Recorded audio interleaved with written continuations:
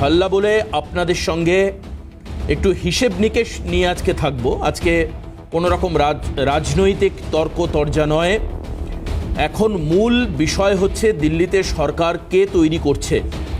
দেখুন, প্রতিটা মুহূর্তে ঘটনার ছবিটা বদলাচ্ছে। এটা আপনাদের কাছে আমার প্রথম স্বীকারোক্তি। আমরা যেভাবে অনুষ্ঠানটা আজকে শুরু করব ভেবেছিলাম, পরিস্থিতি এবং মুহূর্ত অনুযায়ী আমাদের প্রতি মুহূর্তে বেশ কিছু চেঞ্জেস এবং কিছু আপডেট করতে হচ্ছে। তবে যাই করি না কেন, একটা কথা একেবারে সামনে দাঁড়িয়ে বলতেই হবে যে politics is a game of possibilities and politics is a game of probabilities. এর মধ্যে অনেক সম্ভাবনা এবং অনেক ইকুয়েশন, এবং এই ইকুয়েশনটা ম্যাথমেটিক্যালি দেখতে গেলে আপনি যত সহজে একটা কঠিন অঙ্ক মিলিয়ে দিতে পারবেন, রাজনীতির অঙ্ক মিলতে গেলে শুধুমাত্র হিসেবের দরকার হয় না, সঙ্গে মস্তিষ্ক, কোনো ব্যক্তির রাজনৈতিক পছন্দ অপছন্দ, কোনো দলের অবস্থান, সেই রাজ্যের প্রেক্ষিতে একাধিক বিষয় থাকে। এবার যেহেতু বিজেপির হাতে একক সংখ্যাগরিষ্ঠতা নেই, গতকাল সারা ভারতের জনমানুষের ম্যান্ডেটে বিজেপি 240টি আসন দখল করতে পেরেছে। সেই কারণের জন্যেই ট্রুলি, একদম সত্যি কথা বলছি, আজকের এই প্রোগ্রাম করতে হচ্ছে। না হলে আজকে অন্য কিছু নিয়ে প্রোগ্রাম করতাম। একটাই কারণে আজকের এই অনুষ্ঠান করতে হচ্ছে, কারণ বিজেপি গতকাল একক সংখ্যাগরিষ্ঠ দল হিসাবে ভারতবর্ষের মানুষের পছন্দে গণতান্ত্রিকভাবে ভোট প্রক্রিয়ার মাধ্যমে 1 নম্বর সবথেকে মানুষের পছন্দের দল হলেও ম্যাজিক ফিগার বলে একটা সংখ্যা আছে, যে সংখ্যা অবশ্যই ছুঁতে পারেনি বিজেপি। 272 যদি ছুঁয়ে যেত বিজেপি, আজকের এই প্রোগ্রাম করার প্রয়োজন হতো না।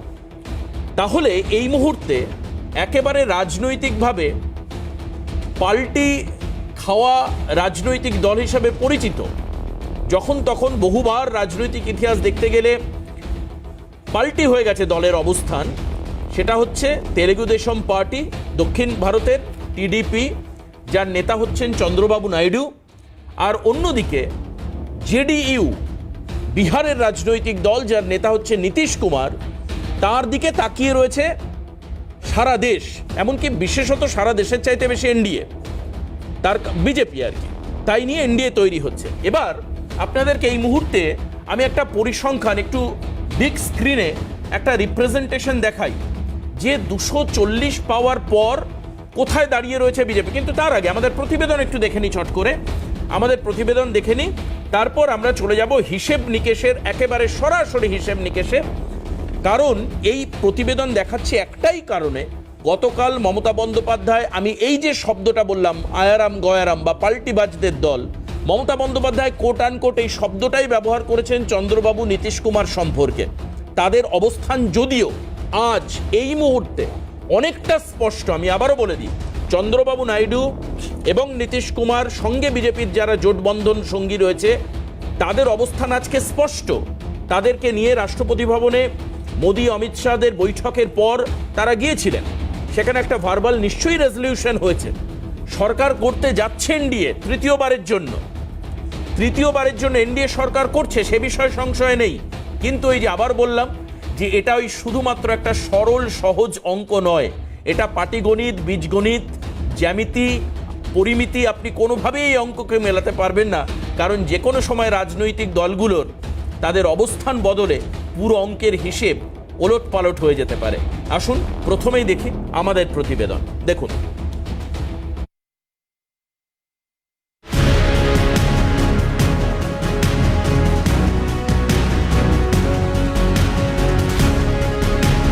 চারশো পারের স্লোগান ভেঙে চুরমার, খান খান হয়ে গেছে বিজেপির 370 পাওয়ার স্বপ্ন। 250-র গণ্ডিও পার করতে পারেনি ভারতীয় জনতা পার্টি। ফলে এবারের এনডিএ সরকার যত না বিজেপি নির্ভর, তার থেকে বেশি হবে শরিক নির্ভর। 1998 সালে তৈরি হয় এনডিএ জোট। কংগ্রেসের বিরুদ্ধে লড়াইয়ে অটল বিহারী বাজপেয়ীর নেতৃত্বে গড়ে ওঠে এনডিএ। 1999 সালে সরকারও আসে ন্যাশনাল ডেমোক্রেটিক অ্যালায়েন্স।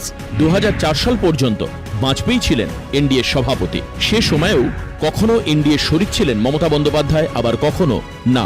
2004-এর ভোটে বিজেপির হার হলেও অটুট ছিল এনডিএ।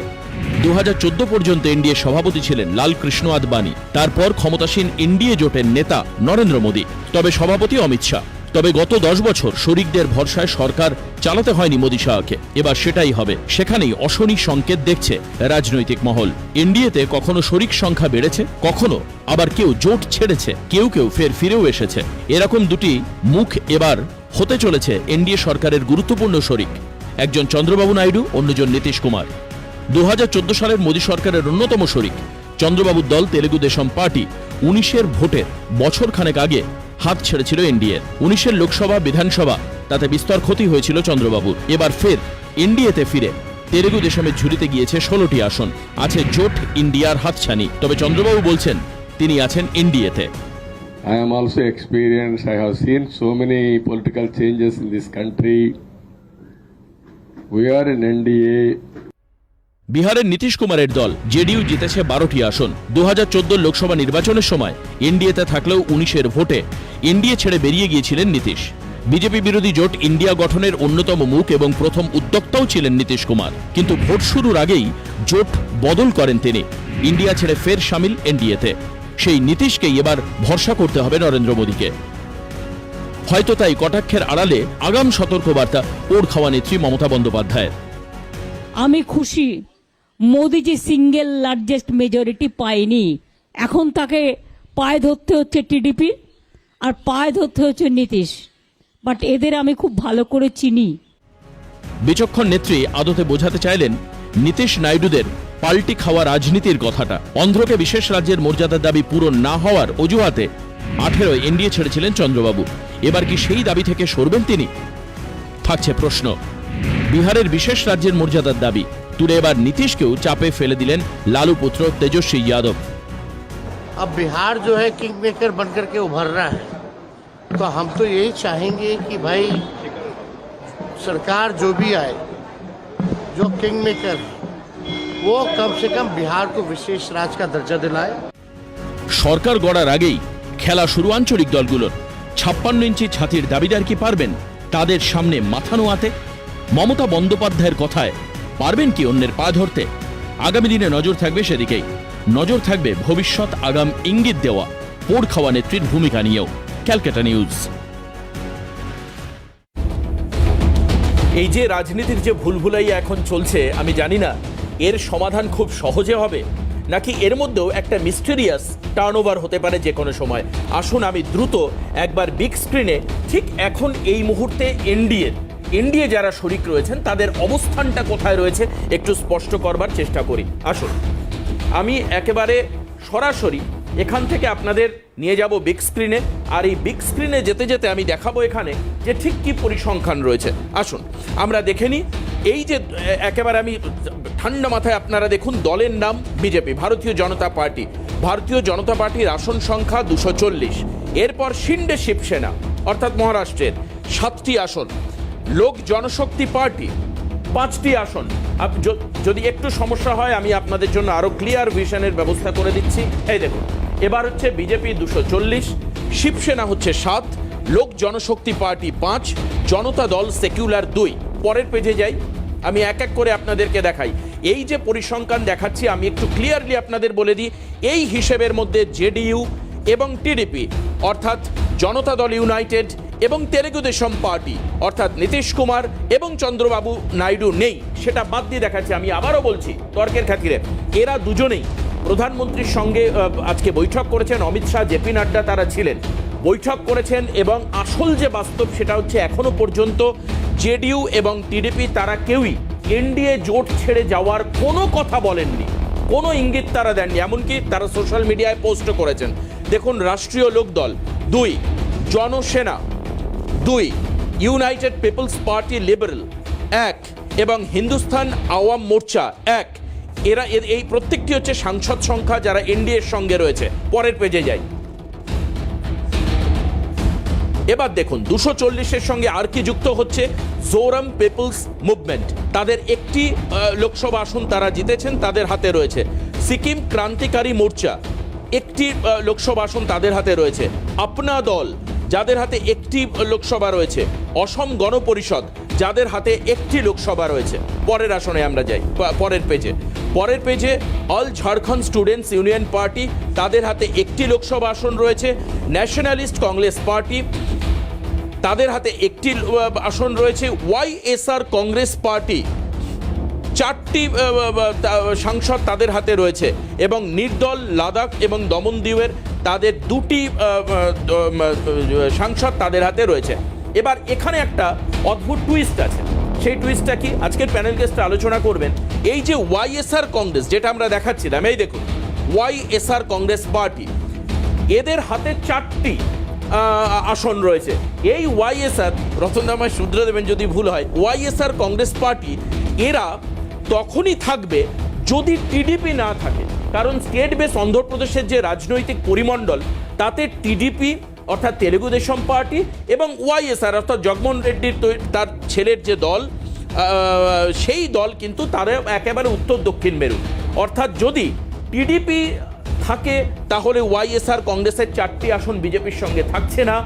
যদি কখনো টিডিপি বিশ্বাসঘাতকতা করে, যদিও আবার বলছি সেই সম্ভাবনা এখনো পর্যন্ত নেই। মাথায় রাখবেন, হিপস অ্যান্ড বার্ডস আমি সমস্তটাই পরিসংখ্যান ভিত্তিতে, হতে পারে হয়তো নয়তো এই ভিত্তিতে দেখাচ্ছি। কারণ এখনো পর্যন্ত জেডিইউ এবং টিডিপি বিজেপির সঙ্গেই রয়েছে। তাহলে এইটা নিয়ে সংশয় রয়েছে। এবার যদি আমি এই তালিকায় আসি, তাহলে আমরা এখন কোন জায়গায় দাঁড়াচ্ছি।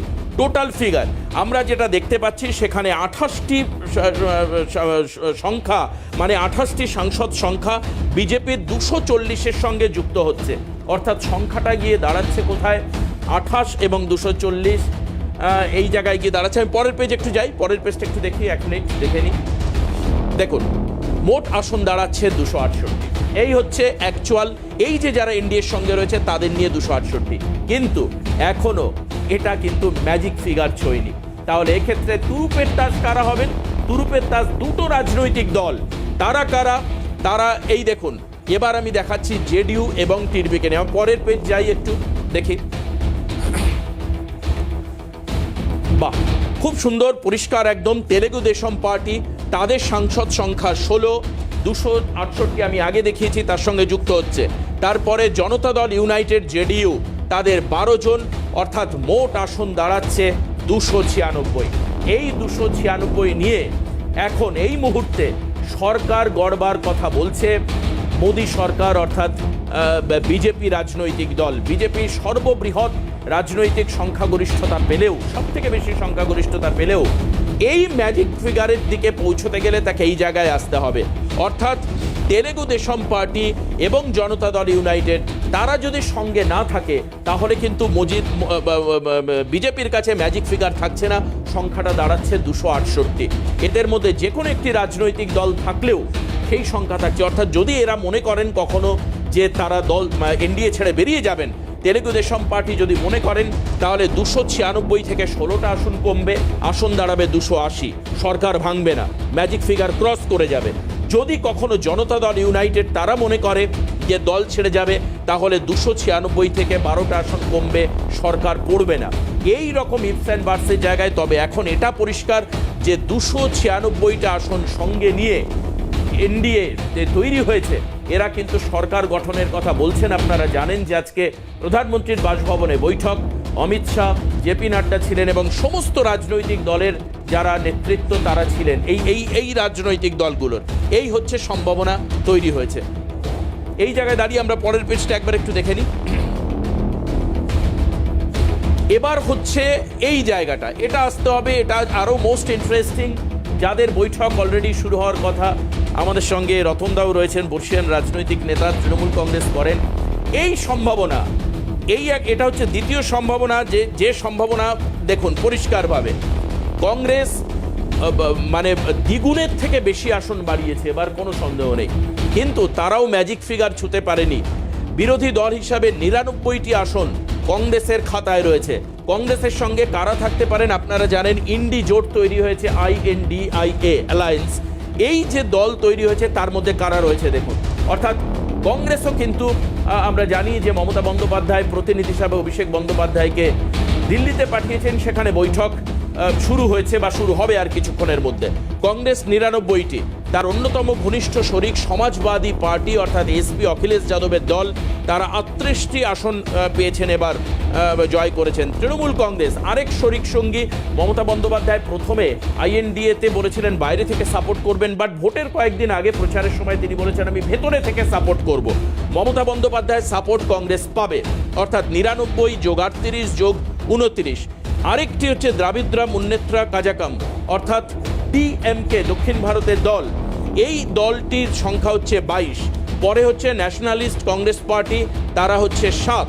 আমি পরের পেজে যাব। পরের দেখুন শিবসেনা, তারা 9টি আসন তাদের হাতে রয়েছে। রাষ্ট্রীয় জনতা দল, তাদের হাতে রয়েছে 3টি, অর্থাৎ এই রাষ্ট্রীয় জনতা দল আরজেডি, যারা বিহার কেন্দ্রিক রাজনীতি করেন, লালু প্রসাদের ছেলে তেজস্বী যাদব যার এখন একেবারে শীর্ষে রয়েছেন। এরপর হচ্ছে বিএডি ভিপি, তাদের 1টি আসন। কেরল কংগ্রেস, তাদের হাতে 1টি আসন। ভিসিকে, তাদের হাতে 1টি আসন রয়েছে। আমরা পরের পেজে যাই। পরের পেজে দেখুন সিপিআই মার্কসিস্ট লেনিনিস্ট, তাদের হাতে 2টি আসন, সিপিআই এর হাতে 2টি আসন, অর্থাৎ মোট 4টি আসন এবার বামেরা পেয়েছেন। আমি ওই তালিকাটায় আরেকবার একটু যাব। এই জায়গা আমরা দেখছি, দেখুন আমরা এর আগেরটা একবার যাবো, আগের পেজটা একবার যেতে চাই। হ্যাঁ ঠিক আছে, আসুন। দেখুন এই যে মোট জোট, তাতে কিন্তু আমরা একবার আবারও আসি। এই দেখুন, এই হচ্ছে প্রথম আমি যেটা দেখাচ্ছিলাম সমাজবাদী পার্টিকে নিয়ে। পরের পেজটায় চলে আসি, রাষ্ট্রীয় জনতা দল 3, এটা আমরা গেছি। তার পরের পেজটা আমরা দেখি একটু। বেশ, এই জায়গায় সিপিআই মার্কসিস্ট 4, ইন্ডিয়ান ইউনিয়ন মুসলিম লীগ, তাদের হাতে 3, ঝাড়খণ্ড মুক্তি মোর্চা, তাদের হাতে 3জন সাংসদ রয়েছেন। পরের পেজে আমরা চলে যাই। পরের পেজে দেখুন আম আদমি পার্টি 3 জন, ন্যাশনাল কনফারেন্স 2 জন, এমডিএমকে 1 জন, আরএসপিতে 1 জন এবং রাষ্ট্রীয় লোকতান্ত্রিক পার্টি, তাদের 1 জন সাংসদ কংগ্রেসের সঙ্গে আপাতত যে ইন্ডি জোট তৈরি হয়েছে তার সঙ্গে রয়েছেন। তারপরের পেজে আমরা যাই একটু। এই হচ্ছে আসন সংখ্যা, আপাতত 233 ইন্ডি জোটের হাতে রয়েছে, 233। তাহলে আপনি বলতে পারেন যে এই পরিসংখ্যান আমরা দেখালাম কেন? আপনাদের মনে আছে যে যখন এই যে বিরোধীদের ইন্ডি জোট তৈরি হয়েছিল, এই সময় মূল তার উদ্যোক্তা ছিলেন কিন্তু জেডিইউ প্রধান নীতিশ কুমার। পরবর্তীকালে নীতিশ কুমার দল পরিবর্তন করেন। নীতিশ কুমারের হাতে 12টি আসন রয়েছে। নীতিশ কুমার যদি এই 233-এর সঙ্গে 12 যুক্ত করেন, ম্যাজিক ফিগারে পৌঁছচ্ছে না। অর্থাৎ সেক্ষেত্রেও যদি নীতিশ কুমার কখনো বিশ্বাসঘাতকতা করেন বা দল ছেড়ে বেরিয়ে আসেন, আমি ঠিক বিশ্বাসঘাতকতা শব্দটা বলবো না, রাজনৈতিক পরিমণ্ডলে যদি তার মনে হয় যে তিনি বেরিয়ে আসবেন, তাহলেও কিন্তু ইন্ডি জোটের সরকার তৈরি হচ্ছে না। আপাতভাবে সংখ্যার নিরিখে যেটা আমরা এখনো পর্যন্ত দেখতে পাচ্ছি, হতে পারে এটা যে কোনো দল এনডিএ থেকে ছেড়ে এসে আইএনডি জোটে যোগ দিতে পারেন, সেই সম্ভাবনাও রয়েছে। আমি একদম প্রথমেই বলেছি যে politics is a way of possibilities, অনেক সম্ভাবনা থাকতে পারে। আসুন এবার এই পরিসংখ্যান নিয়ে আমরা আলোচনায় থাকবো আজকের টেবিলে, কি হতে পারে না হতে পারে, কারা দল পরিবর্তন করতে পারেন বা না পারেন। কিন্তু লেটেস্ট আপডেট আপনাদেরকে বলে রাখি, ইন্ডি জোটের বৈঠকে অনেক কিছু বেরিয়ে আসবে। বৈঠক থেকে বেরিয়ে এসে রাহুল গান্ধী বা দলের যারা হায়ারার্কি রয়েছেন তারা কি হতে পারে, মল্লিকার্জুন খার্গে তিনি থাকবেন আজকের বৈঠকে, সোনিয়া গান্ধী হয়তো থাকবেন। তারা কি বলছেন তাদের উপরে ডিপেন্ড করবে কি করে তারা তৈরি করছেন জোটটাকে সেদিকে। অসাধারণ এই রিপ্রেজেন্টেশনের জন্য আমার প্রত্যেক যারা সহকর্মী রয়েছে তাদেরকে আমি ধন্যবাদ জানাই। এবার আপনাদেরকে একেবারে আরেকটি আমি গ্রাফিক্যাল প্রেজেন্টেশন দেখাই যে আইএনডিআইএ যে জোটের কথা বলা হচ্ছে, সেখানে 11 আসন পিছিয়ে থাকার একটা সম্ভাবনা। আসুন আরেকবার আমি বিগ স্ক্রিনে সেটা দেখাতে চাইব, যেখানে 233, আমি কিছুক্ষণ আগে আপনাদেরকে হিসাব দেখেছি, আমি একেবারে দেখিয়ে দিই, ফুল স্ক্রিন একবার দেখাই আমি যে কি সম্ভাবনা রয়েছে। যে যদি কিনা এই যে 233-এর সঙ্গে 28 যুক্ত হয়, এই 28 কিভাবে আসলো? এই 28 আসলো জেডিইউকে নিয়ে এবং টিডিপিকে নিয়ে। তারা যদি জোটকে সমর্থন করে, মানে ইন্ডি জোটকে যদি সমর্থন করে, অর্থাৎ ইন্ডিয়াকে যদি সমর্থন করে, তাহলে সেক্ষেত্রে আসনটা দাঁড়াবে 233 প্লাস 28, অর্থাৎ সংখ্যা স্পষ্ট 261, যেটা আমি আগে বলেই আসলাম 261, অর্থাৎ তারা 9টি আসন ম্যাজিক ফিগার থেকে পিছিয়ে থাকবে। এই ইকুয়েশন কি করে পূরণ হবে সেটা ডেফিনেটলি আজকে যারা প্যানেল গেস্ট রয়েছেন তারা নিশ্চিতভাবে একটা সম্ভাবনার কথা এখানে বলবেন। কারণ আমি আবারও বলি, সন্দীপার মতো নেতারা রয়েছেন যারা কংগ্রেস সম্পর্কে ব্যাখ্যা করতে পারবেন, সুদীপ্তদার মতো নেতারা রয়েছেন। আমি পরিচয় করে দিই বাইরে, তারপরে আপনারা বুঝতে পারবেন যে এই সম্ভাবনা কিভাবে সফল হতে পারে, অথবা আদতেও এবার ইন্ডিয়ার কাছে অর্থাৎ ইন্ডিয়া জোটের কাছে সম্ভাবনা কি নেই, এই প্রশ্নটা কিন্তু আসতে শুরু করেছে। আমি আগে রাজনৈতিক এই পরিসংখ্যান বা এই চাপান উত্তরে যাওয়ার আগে রাজাদাকে দিয়ে শুরু করি, কারণ অ্যাপলিটিক্যাল ক্যারেক্টার, রাজনীতির বাইরের মানুষ। রাজাদা একটু আমায় ব্যাখ্যা করুন, আমরা যে পরিসংখ্যান দেখালাম সেই পরিসংখ্যানের সম্ভাবনা ইন্ডিয়ার ডেফিনেটলি এগিয়ে রয়েছে। আর আপনাদেরকে লেটেস্ট আপডেট দিয়ে রাখি যে INDIA এই যে জোট, এই জোটের কিন্তু বৈঠক এক্ষুনি শেষ হয়েছে, আমরা খবর পাচ্ছি। লেটেস্ট আপডেট একবার একটু আপনাদেরকে দেখাই যে এক্ষুনি বৈঠক হয়েছে, সেই ছবিটা যদি আমরা দেখাতে পারি। বৈঠকের পর দেখুন, এই হচ্ছে বৈঠক। রাহুল গান্ধীর সঙ্গে একাধিক আমরা তেজস্বী যাদবকে দেখতে পাচ্ছি, একাধিক রাজনৈতিক দলের নেতাদেরকেও দেখতে পাচ্ছি। এই হচ্ছে কিছুক্ষণ আগে ইন্ডিয়ার বৈঠক শেষ হয়েছে এবং বিরোধীরা যারা রয়েছেন এখানে ইন্ডি জোটের, তারা কিন্তু রয়েছেন। এই বৈঠকে যোগ দেওয়ার জন্য মমতা বন্দ্যোপাধ্যায় রিপ্রেজেন্টেটিভ হিসাবে অভিষেক বন্দ্যোপাধ্যায় আজকে বিকেলের দিকেই তিনি গেছেন দিল্লিতে। এই বৈঠকে আশা করি তারও ছবি আমরা দেখতে পাবো, কিন্তু তেজস্বীকে আমরা দেখতে পাচ্ছি, সঙ্গে আমরা রাহুল গান্ধীকে দেখতে পাচ্ছিলাম একটু আগে। জোটের বৈঠক শেষ হয়েছে, এখনও কিন্তু প্রেস হয়নি। সমাজবাদী পার্টির নেতা অখিলেশ যাদবকে আমরা দেখতে পাচ্ছি, আমরা শিবসেনার রিপ্রেজেন্টেটিভ তাকেও আমরা দেখতে পাচ্ছি এখানে। একাধিক রাজনৈতিক দলের নেতারা রয়েছেন। সবেমাত্র বৈঠক শেষ হলো। শরদ যাদবকে আমরা দেখতে পাচ্ছি এখানে। অর্থাৎ এই মুখগুলো দেখলে মোটামুটি পরিষ্কার হচ্ছে যে কারা পাশে রয়েছেন। কিছুক্ষণের মধ্যেই প্রেস কনফারেন্স হবে এবং তারপরে বিষয়টা জানা যাবে। আমি চলে আসি আলোচনায়। যখনই প্রেস হবে প্লিজ আমাকে একটু জানাবে, ইনফর্ম করবে, আমরা প্রেসে কি আলোচনা হচ্ছে সেটা তুলে ধরবো। যে INDIA জোটের যারা জোট শরিক সঙ্গী তারা কিন্তু বৈঠক সেরে বেরিয়েছেন।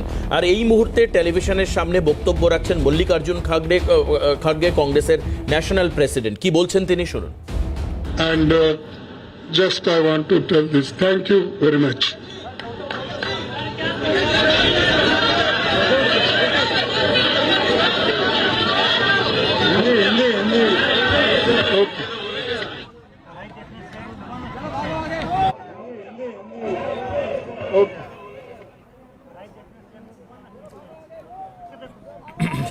আমরা দেখছিলাম, আমরা চেষ্টা করব, এই সবেমাত্র প্রেস কনফারেন্স শেষ হলো, আমরা শোনাবো কি বলেছেন, শুনি।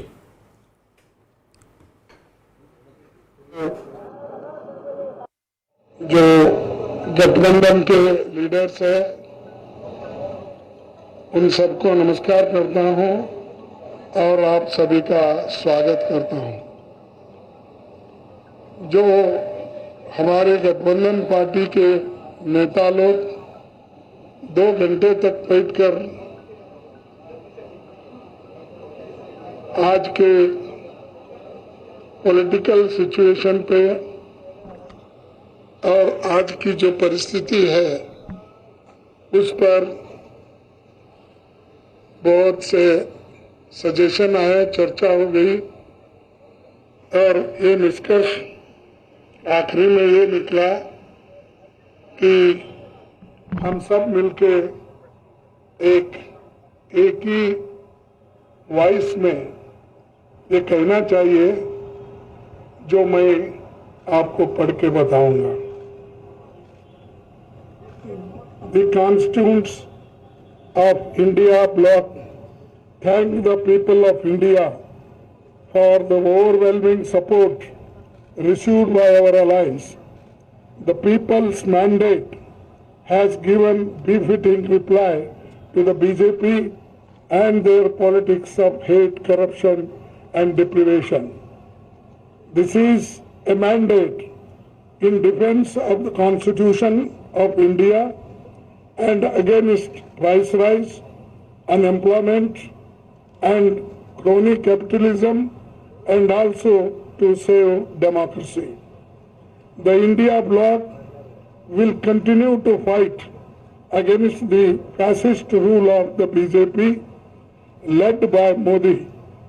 We will take appropriate steps at the appropriate time to realize the people's desire not to be ruled by the BJP's government, and this is our decision, and we all together agreed on these points, and will definitely whatever promises we have given. মোটামুটি আমি যেটুকু বুঝলাম বক্তব্যে, তাতে মোদী সরকারের এগেনস্টে এই যে অ্যালায়েন্স, যে গঠবন্ধন হয়েছে সারা ভারতে 41টার উপরে প্রায় রাজনৈতিক দল তারা একসঙ্গে রয়েছেন, তাদের যে অ্যালায়েন্স, তাদের মধ্যে মূল 3 জন, কংগ্রেস 99, অন্যদিকে উত্তরপ্রদেশ থেকে অখিলেশ যাদবের উত্থান এবং পশ্চিমবঙ্গের তৃণমূল কংগ্রেস, এই যে মেন 3টে প্রাইম পার্টি, তারাও রয়েছেন ওখানে উপস্থিত, অন্যান্য অনেকে রয়েছেন। তারা বলছেন প্রধানমন্ত্রী মুখ হিসাবে কিন্তু হিসাব, প্রধানমন্ত্রী না মানে বিরোধিতার জায়গাটা তারা স্পষ্ট করে দিলেন, বিরোধিতা করবেন। 29টির লোকসভার আসন তৃণমূল কংগ্রেসের হাতে। INDIA জোটের অন্যতম মূল শরিক যখন মল্লিকার্জুন খার্গে বক্তব্য রাখছেন, পেছনে জলজল করছে অভিষেক বন্দ্যোপাধ্যায়ের মুখটা। ঠিক কতটা সম্ভাবনা জাগাতে পারলেন, নাকি সেই বিরোধিতার আসনেই থাকতে হবে, নাকি অন্য কোনো জোট ইকুয়েশন হতে পারে আগামী দিনে? এবার এই মুহূর্তে আপনাদেরকে দেখাবো যে এই যে সম্ভাবনার কথা বলা হচ্ছে, আবারও বলছি যে রাজনীতি হচ্ছে সম্ভাবনার খেলা। তো সেখানে দাঁড়িয়ে যদি দেখা যায়, আবারও বলছি যে এই সম্ভাবনা, এখন সুদীপ্তদা বললেন যে আমি শক্ত কাঁধে আমরা হাত রেখে এগোচ্ছি এবং আগামী 5 বছর পর 29-এ গিয়ে আবার এই বিরোধীদেরকে একজোট হয়ে এক মঞ্চে দেখতে পাওয়া যেতে পারে, ঠিক যেরকমটা 19-এ মহাজোট হয়েছিল কলকাতার ইয়েতে, মনে আছে আপনাদের, ময়দানে। তো আসুন, এবার যদি সম্ভাবনা এটা হয় যে JDU আর TDP দুজনেই কুইট করলো, এরকম যদি মারাত্মক সম্ভাবনা হয়, কি হতে পারে আসুন দেখুন একবার গ্রাফিক্যাল প্রেজেন্টেশনের মাধ্যমে। দেখুন, এবার আপনারা দেখতে পাচ্ছেন JDU, TDP এবং YSRCPর সঙ্গে NDA জোটের মোট আসন 300। এবার কি হতে পারে, JDU আর TDPর হাতে রয়েছে 28টি আসন, এটা আমরা জানি, একজন 14, একজন 12, 28টি আসন যদি বেরিয়ে যায় তাহলে সেক্ষেত্রে সংখ্যাটা কি হতে পারে দেখুন, 272, অর্থাৎ ম্যাজিক ফিগার, একেবারে মার্জিনাল ম্যাজিক ফিগার টাচ করছে। এই হচ্ছে পরিসংখ্যান, 272 ইজ ম্যাজিক ফিগার, আপনারা জানেন সবাই। রতনদা, আপনার কাছে আসছি, আমরা সমস্ত রকম প্রবাবিলিটি, পসিবিলিটি দেখালাম, মানে আপনি তর্কের খাতির এদেরকে পাল্টি বাজা। আচ্ছা, মমতা কি বলেছেন একটু শুনেন, মানে আপনার এই নেত্রীর বক্তব্যের জন্য আমরা এই গ্রাফিক্সটা আবার দেখালাম। কি বলেছেন গতকাল প্রেস কনফারেন্সে মমতা বন্দ্যোপাধ্যায় অভিষেককে পাশে বসিয়ে, শুনুন। আমি খুশি মোদিজি সিঙ্গেল লার্জেস্ট মেজরিটি পায়নি, উনি ক্রেডিবিলিটি লস করেছেন, ওনার ইমিডিয়েট প্রধানমন্ত্রী থেকে রেজিগনেশন দেওয়া উচিত, কারণ উনি বলেছিলেন ইসবার 400 পার। আমি কি বলেছিলাম আপনাদের? আমি বলেছিলাম 200 পার হবে কিনা দেখে রাখুন, কারণ কিছুটা হাতে রাখতে হয়। আমি বলেছিলাম পগার পার।